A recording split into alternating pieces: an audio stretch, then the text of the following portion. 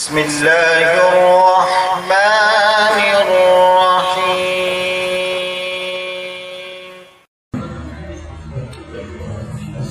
یہ جو ہوتا ہے نا کہ انسان تہ تک پہنچ جائے، یہ علم نافع کی پہچان ہوا کرتی ہے۔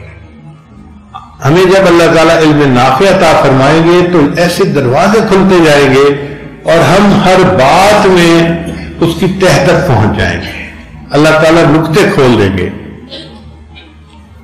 ہمارے حضرت مرشد عالم رحمۃ اللہ کے ایک مرید تھے جو حضرت کے مدرسے میں مسلم شریف پڑھاتے تھے۔ انہوں نے زندگی میں 22 سال مسلم شریف پڑھائی۔ پھر حضرت کی وفات کے بعد اس عاجز کے ساتھ ان کا محبت کا تعلق ہو گیا۔ ایک دن وہ مجھے کہنے لگے کہ حضرت میں نے حضرت مدنی رحمۃ اللہ علیہ سے دور حدیث کیا ہے دارالعلوم دیوبند میں، وہاں ایک واقعہ میں نے اپنے استادوں سے سنا، میں آپ کو وہ سنانا چاہتا ہوں۔ میں نے کہا ضرور سنائیں۔ انہوں نے واقعہ سنایا کہ جب سعودی عرب کے حضرات نے سعودی عرب پہ حکومت شروع کی تو ان کے ایک بڑے عالم تھے علامہ ابن وہاب، عبد الوہاب۔ وہ بہت سخت تھے توحید کے مسئلے میں۔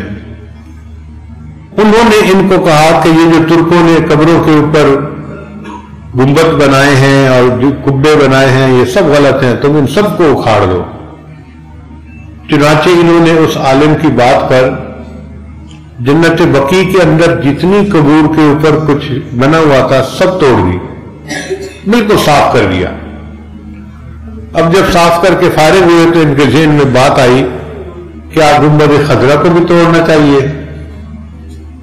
اب ان کے علماء دلیل یہ دیتے تھے کہ نبی علیہ السلام نے حدیث پاک میں فرمایا ہے، جس سے ثابت ہوتا ہے کہ بناء علی القبور کی اجازت نہیں ہے، یعنی قبر کے اوپر کوئی عمارت بنانا، کوئی چھت بنانا، کوئی اس کی اجازت نہیں ہے۔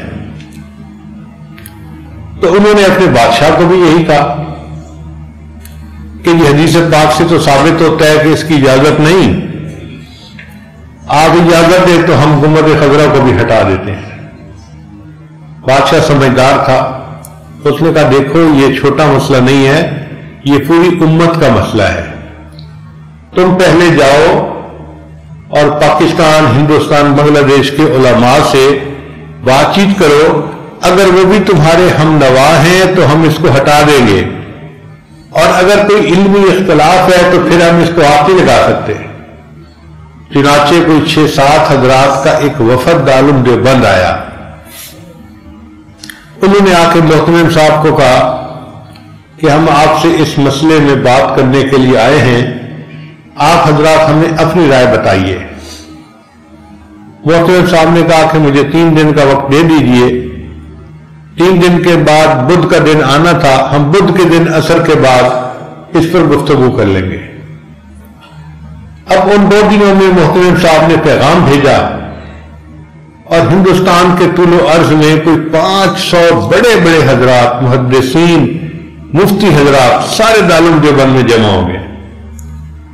وہ فرماتے ہیں کہ ایسا مجمع شاید ہی کبھی دارالعلوم دیوبند میں پھر دیکھا گیا ہوگا۔ اتنے بڑے بڑے جبال العلم جو تھے وہ آ گئے اور اس مسئلے میں انہوں نے بات کرنی تھی، لیکن جب ان کے سامنے مسئلہ بتایا جاتا تو سب سہم جاتے تھے، اس لیے کہ ایک طرف ادب کا معاملہ تھا اور دوسری طرف حدیث پاک کا مسئلہ تھا۔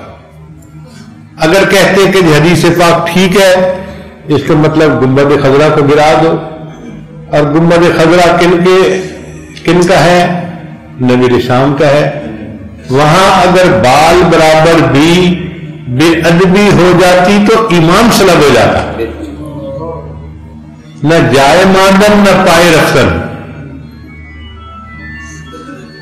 وہ کہتے ہیں کہ ہم نے دیکھا کہ جب آخری رات تھی تو بہت سارے علماء آپس میں تکرار کر رہے تھے، اس مسئلے کے اوپر گفتگو کر رہے تھے، کچھ حضرات کتابوں کا مطالعہ کر رہے تھے۔ عجیب رجوع اللہ کی رات تھی۔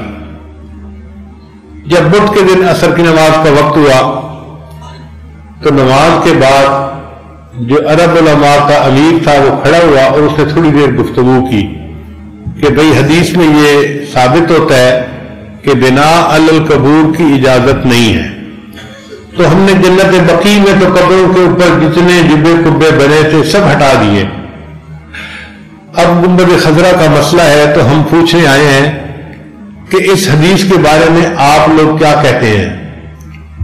اگر اس حدیث پر کوئی جرح ہے تو بتا دیجئے، کوئی راوی مجروح ہے تو بتا دیجئے، کوئی ضعف آتا ہے کسی طرح سے تو بھی بتا دیجئے، اور اگر یہ حدیث بالکل صحیح ہے اور نص سے قطعی ہے تو پھر تو ہمیں اس پر عمل کرنا ضروری ہے۔ اب یہ بات کر کے تو امیر صاحب بیٹھ گئے، جواب دینے کے لیے کوئی کھڑا نہیں ہو رہا تھا۔ کہیں کہیں سے سسکیوں کی آواز آ رہی تھی، علماء رو رہے تھے، یا اللہ ہم اس کا کیا جواب دیں؟ کوئی 1-2 منٹ توقف کے بعد حضرت اقدس تھانوی رحمت اللہ علیہ کھڑے ہوئے، آپ نے خطبہ دیا اور خطبہ دے کر فرمایا کہ الحمدللہ اللہ نے اس مسئلے میں مجھے شرح صدر عطا فرما دیا۔ سب لوگ حیران ہو کے سننے لگے کہ حضرت کیا فرماتے ہیں۔ انہوں نے پوچھا جی حدیث کے بارے میں آپ کیا کہتے ہیں؟